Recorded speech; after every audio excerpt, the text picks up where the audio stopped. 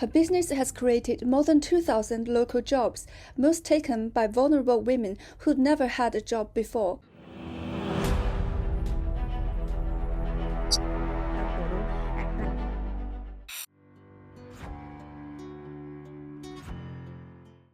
এবং আমি একজন মা, একই সাথে আমি এখন পিএইচডি করছি সাংহাই চিয়াওথং ইউনিভার্সিটি। আমার সকালটা শুরু হয় রান্নাঘরের কাটিং বোর্ডে। কখনো, কখনো মনে হয় এত সব দায়িত্ব কেন আমার? তবুও বেশিরভাগ দিন চুপচাপ করে যাই। কারণ আমার আসলে থামার কোনো সুযোগ নেই। সকালে রান্নাবান্নার দৌড়ঝাঁপ একটু কমলেই আমি বাইকে উঠি। আবার যতটুকু সময় পাই সেটাকে এগিয়ে নিয়ে যাওয়ার একটা জোর বাড়াই। তারপর লাইব্রেরিতে ঢুকি। পাতার পর পাতা পড়তে, পড়তে কখন যে দিন গড়িয়ে যায় তা টেরই পাই না। সে তো একটু কষ্ট করি যখন, তখন মনে হয় এরকম যে এত কষ্ট কেন করছি?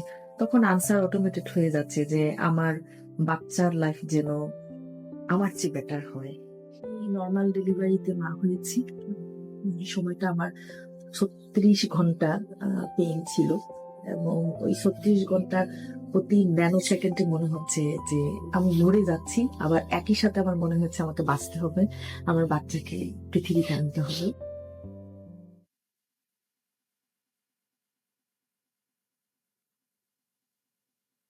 I'm sorry. ধরো আমি সারাদিন কাজ শেষে বাসায় ফিরলাম।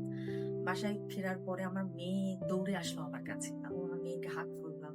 সারাদিন পরে তাকে দেখলাম, এবং এই যে মুহূর্ত, এটার যে হ্যাপিনেস, সেটা পৃথিবীর মা ছাড়া আর কাউকে বোঝানো যাবে না। যে আমার বাচ্চা দিন শেষে তাকে আমি ধরার পরে আমি আমার যে পরের দিন স্ট্রাগল, আমি এখান থেকে সিক্রেট এনার্জি আমার মানে আমি ডেফিনেটলি পাচ্ছি, এবং আমার ভিতরে একটা হ্যাপিনেস ক্রিয়েট হয়। Conjugal life is not like a flower bed. নীলিমার আব্বু কই আমাকে আর প্যানিক করো না। আমি বলতেছি কলমটা নষ্ট, তুমি আমার কথা শুনো। হ্যাঁ, মন দিয়ে কথা শুনো। সোজা যাবা, ওখানে টেবিলের যে একটা কলম দাঁড়িয়ে আছে আমার মেয়ে এখনো ছোট। Mommy hungry. Okay No, I'm too much hungry. No, please, now. Please. এ আসলে বুঝে না আমি প্রতিদিন কত কিছুর ভেতর দিয়ে যাই। Oh, I can't. Just give me food now. I can't. Give me, please. সাংহাইতে এখনো তেমন আপন কোনো বন্ধু তার হয়ে ওঠেনি। তাই কথা বলার মানুষ বলতে বা খেলার সঙ্গী বলতে সে আমাকেই বোঝে।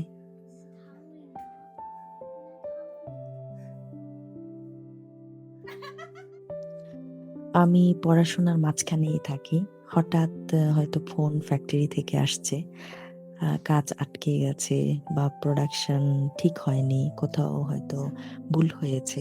এখনই সিদ্ধান্ত নিতে হবে। আচ্ছা, ফ্যাক্টরিতে ফোন দিয়ে বলো তো, ওই যে আমাদের যে একটা আগের প্রি প্রোডাকশন ছিল, ওটার ওটার হচ্ছে একটু লাস্ট শিপমেন্টের আমাদের যে একটা রিপ্রোডাকশন ছিল। তখন আবার ভূমিকা বদলাই। আমি ছাত্রী, আবার মা, একই সাথে manager.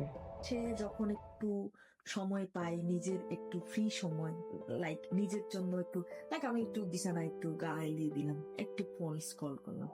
In the same time দেখা যাচ্ছে আমার ইনলসদের কেউ একজন ফোন করে বললো, এই তোমার তো বয়স হয়ে যাচ্ছে, একটা মাত্র বাচ্চা, বাংলাদেশে এক বাচ্চা, একটা বাচ্চা নিয়ে কোনো ভবিষ্যৎ আছে, আরো বাচ্চা কেন নিচ্ছ না, আরেকটা বাচ্চা চাই আমরা এনিহাও, আর একটা বাচ্চা দিয়ে কি হয় লাইফে, আর তোমার বয়স হয়ে যাচ্ছে, তখন পরে তো আর পারবা না।